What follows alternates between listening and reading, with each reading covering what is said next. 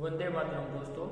हमने पिछले चार्ज में यानी कि हमारी कक्षा 9 ए बी सी और डी चारों कक्षा में हमारा 22वां जो चैप्टर था वीरों का कैसा हो वसंत, इनके बारे में अध्ययन हमने शुरू किया था, जिसमें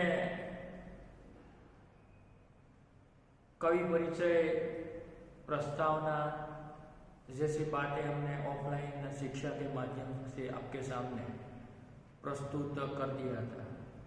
1-2 क्लास में हमने जो इस कविता का भावार्थ है, जो सरल स्पष्टीकरण है, उसकी आरंभ की जो 3-4 पंक्तियां हमने देख ली थी। तो आज हम वीडियो लेक्चर के माध्यम से आपके सामने जो हमारा 22वां चैप्टर है, यानी कि साहित्य प्रकार की दृष्टि से एक पद्य या तो गीत साहित्य का स्वरूप जो हमारे पाठ्यक्रम में दिया गया है, जिसमें कवि ने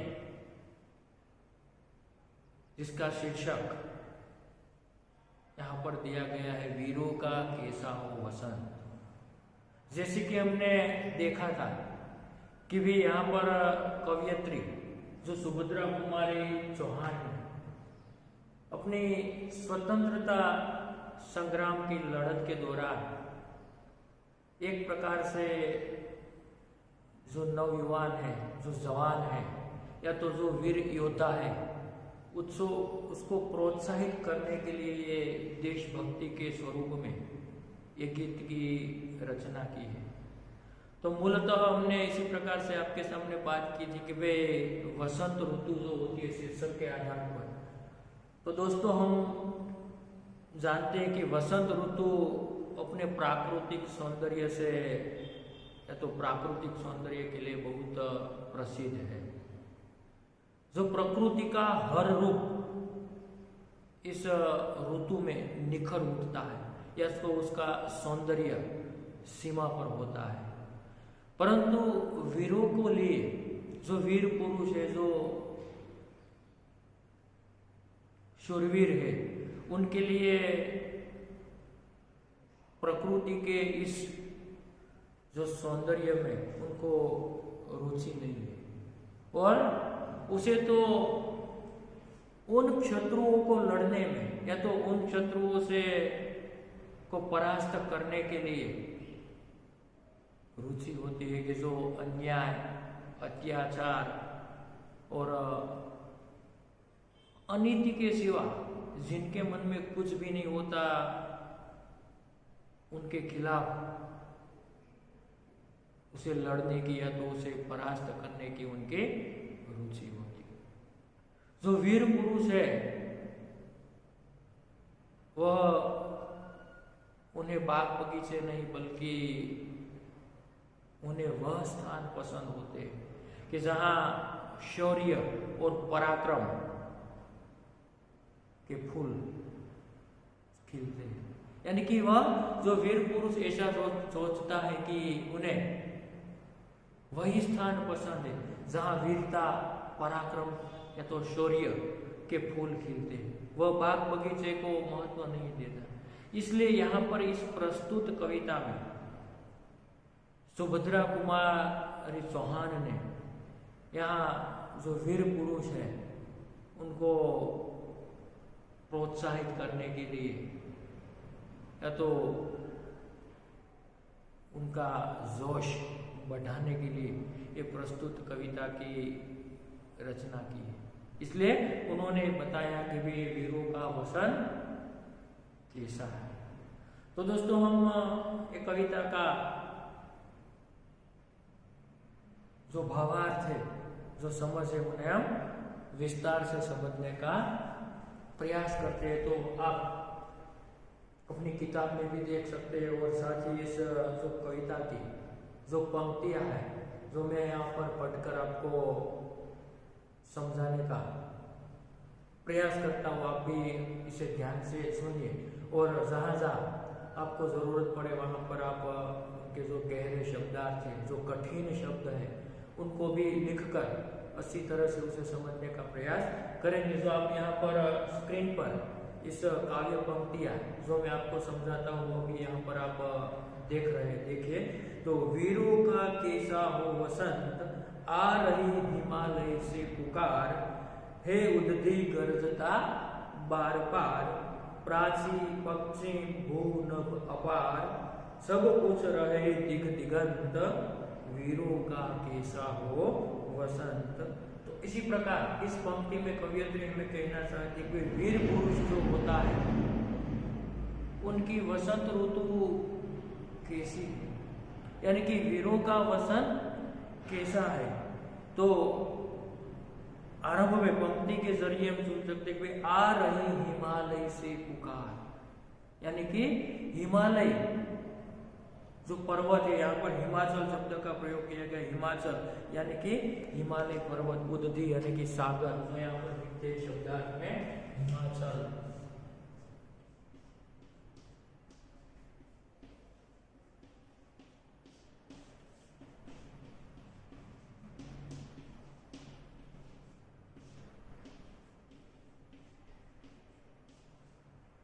दूसरा शब्द है उदधि, यानी कि सागर या तो समुद्र। उसके बाद का शब्द है प्राची, प्राची यानी कि पूर्व दिशा।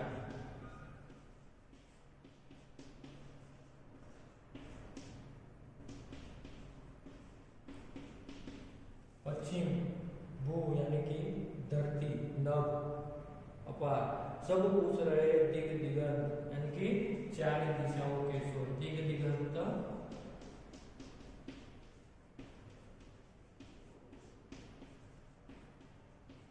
चारों दिशाओं के स्वर यानी कि किनारा।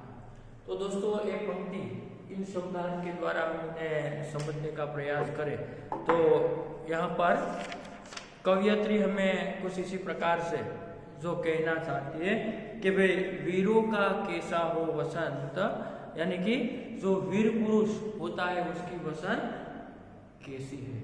तो यहाँ पर आपने पंक्तियां देखी, आप भी उसका स्पष्टीकरण पहली पंक्ति में कवियत्री कहती है वीरों का कैसा हो वसंत, यानी कि जो वीर पुरुष है उनकी वसंत ऋतु कैसी होनी चाहिए।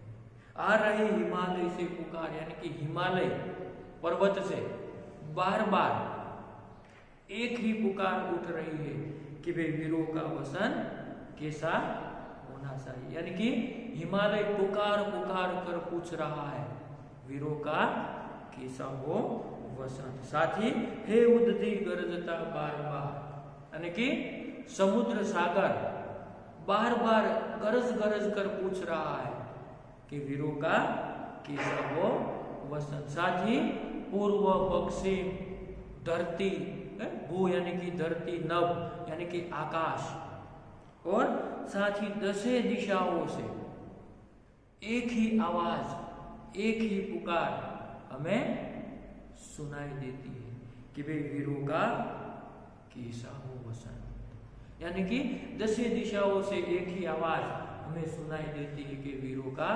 कैसा हो वसंत। तो इसी प्रकार जो काव्य की जो आरंभ की जो प्रस्तुत 4 पंक्तियां है उसका इसी प्रकार हमने भावार्थ पहले भी दोस्तों ऑफलाइन में समझ लिया, फिर भी यहाँ पर फिर से आपको दोहरा कर इसे समझाने का प्रयास किया है। उसके बाद की जो पंक्तियां है उसे हम समझे तो यहाँ पर कवियत्री कहती है, जो आप यहाँ पर स्क्रीन पर दोस्तों वो भी देख रहे हैं कि भाई फूली सरसों ने दिया रंग, मधु लेकर आ पहुंचा अनंग, वधु वसुधा पुलकित अंग अंग, है वीर वेश में किंतु कंत, वीरों का कैसा हो वसंत। यानी कि यहाँ पर फूली सरसों ने रंगा रंग, सरसों यानी कि अभी सरसों ने भी अपना पीला रंग जो शौर्य का रंग है वह उन्होंने धारण कर लिया। दोस्तों आप जानते हैं कि जो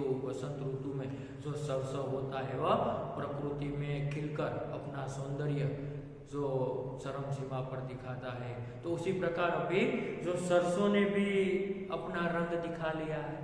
और साथ ही कहते हैं मधु लेकर आप सा अनंग, मधु यानी कि मदिरा, शहद, जो यहाँ पर लिखते हैं यहाँ मधु, तो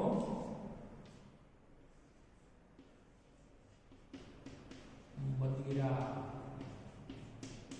शहद या तो शराब।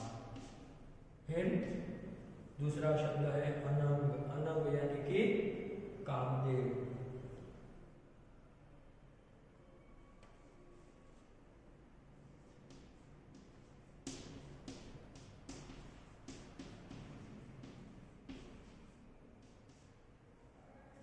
फिर अलग शब्द है दूसरा कि भाई वधु, वसुधा, पुलकित। वधु यानी कि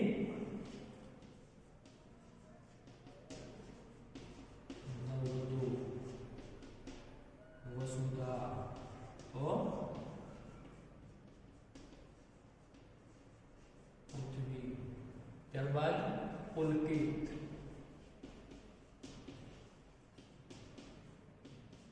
प्रसन्न या तो आनंद। फिर कंत, नायक।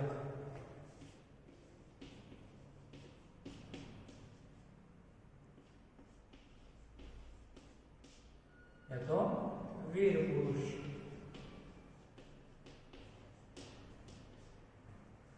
तो अब हमें विस्तार से यहाँ पर देखते हैं कि भाई मूलतः जो कवियत्री हमें कहना चाहती है प्रस्तुत पंक्ति शब्दार्थ के जरिए मुझे सरलता से समझे। तो फूली सरसों ने दिया रंग, मधु लेकर आ पहुंचा अनंग, वधु वसुधा पुलकित अंग, हे वीर पुरुष वीर वेश में किंतु कंत, वीरों का कैसा हो दम। यानी कि हम कैसे कि सरसों में रंग आ गया, यानी कि सरसों ने अपना पीला रंग अब धारण कर लिया है, साथ साथ उनसे वातावरण पीला हो गया है, सुंदर हो गया है।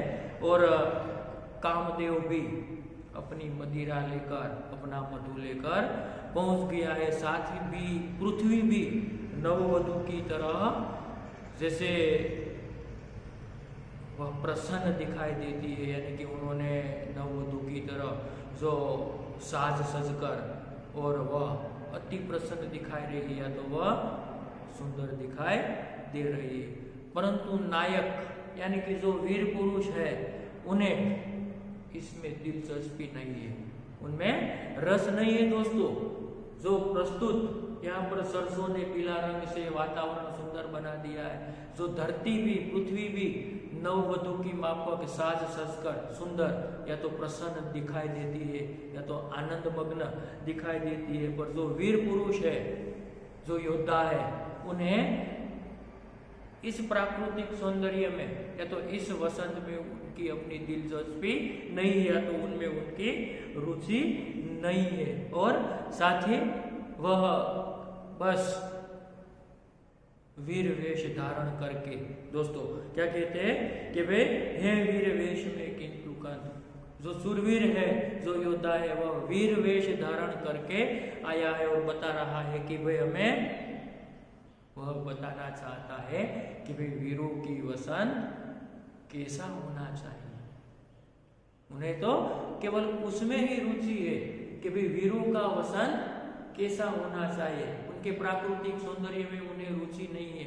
आज जो अन्य लोग हैं वह प्रकृति के वसंत के अन्य जो लुभावने, जो प्राकृतिक सौंदर्य के जो दृश्य है, जो माहौल है, उसमें वह सुंदरता के आनंद के जो उत्साह में वह रंगे हुए, लेकिन ये वीर पुरुष को उसमें अपनी दिलचस्पी नहीं है, तो उसमें अपनी रुचि नहीं।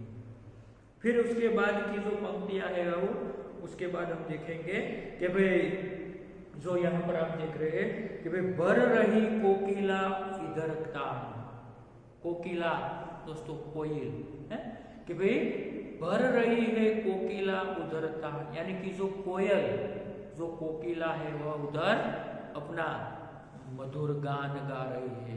या तो मधुर स्वर में अपना तान भर रही है। फिर मरु बाजे पर उधर गान, एक तरफ कोयल अपना मधुर स्वर में मधुर गान गा रही है, तो उधर क्या हो रहा है कि भाई युद्ध में मरु यानी कि रण में जो युद्ध के गान या तो युद्ध के बाजे बज रहे हैं। दूसरी ओर क्या कहते हैं कि भाई हे रंग और रण का विधान, एक और युद्ध का विधान है, दूसरी ओर रंग का है तो प्राकृतिक सौंदर्य का विधान है। दोस्तों ये शब्द यहाँ पर लिख लेते हैं कि भाई कोकिला कोयल यानी कि मरु तो युद्ध,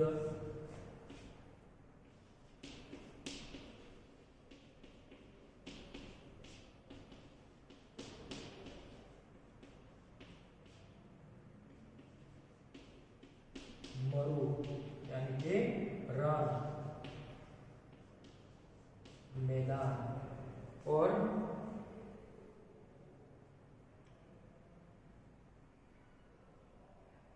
मिलने आए हैं आदि अंत, जीवन और मृत्यु दोनों का यहाँ पर संकेत करते हैं। तो इसमें हम देख सकते हैं कि भाई इस तरह जो कोयल है वह अपना मधुर गान गा रही है, यानी कि जो कोयल ताने भर भर कर मधुर स्वर में और गीत गा रही है, मधुर गान गा रही है। साथ ही और उधर युद्ध के बाजे बज रहे हैं, एक और वसंत का रंग है, दूसरी ओर